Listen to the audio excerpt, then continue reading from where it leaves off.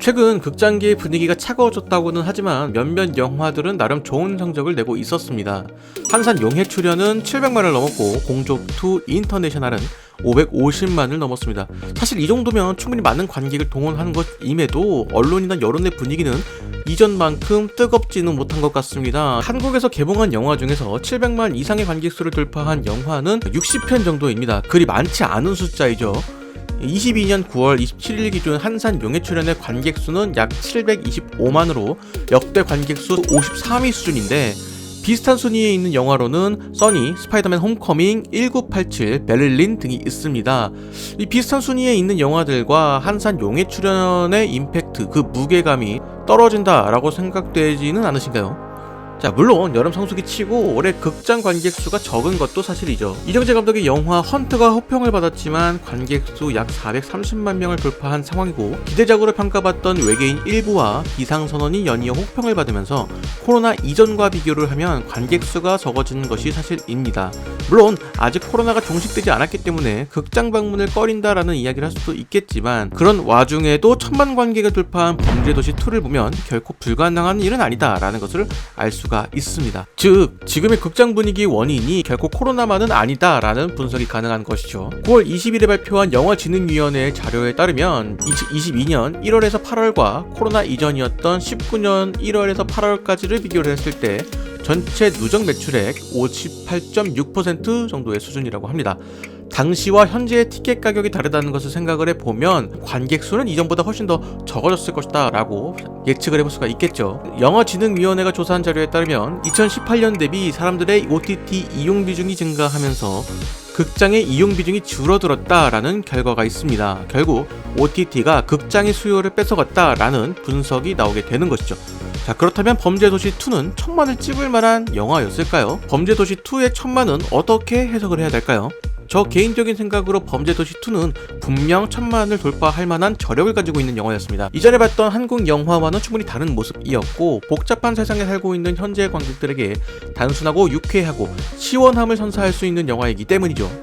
반대로 이번 여름 성수기 기대작이었던 영화들은 범죄도시2의 흥행 요소와는 거리가 있었습니다. 외계인 일부와 비상선언은 말할 것도 없었고, 헌트와 한산 용해 출연 또한 충분히 자신만의 매력을 가지고는 있지만 이것이 1000만 영화가 되기에는 좀 부족한 점이 있다라고 생각을 합니다. 그렇기에 저는 지금의 이런 상황들이 발생하는 원인 중 하나가 배급사들이 아직 몸을 사리는 것이 아닐까라는 생각이 들기도 합니다. 사실 코로나 이전만 하더라도 대형 배급사들은 두세 달에 한 편씩, 많으면 한 달에 한 편씩 영화를 개봉할 정도로 상당히 많은 영화들이 개봉을 했는데, 지금 상황은 그렇지 못한 상황이죠. 사실 극장계의 활성화를 위해서는 한 편의 좋은 영화보다는 여러 편에 실망시키지 않을 영화들이 필요합니다. 결국 중요한 것은 극장을 지속적으로 찾을 수 있도록 관성, 습관을 만들어주는 것이 중요한데, 그것을 위해서는 극장을 찾을 때 부정적인 생각을 가지지 않도록 좋은 인상을 심어주는 것이 중요하다는 것이죠.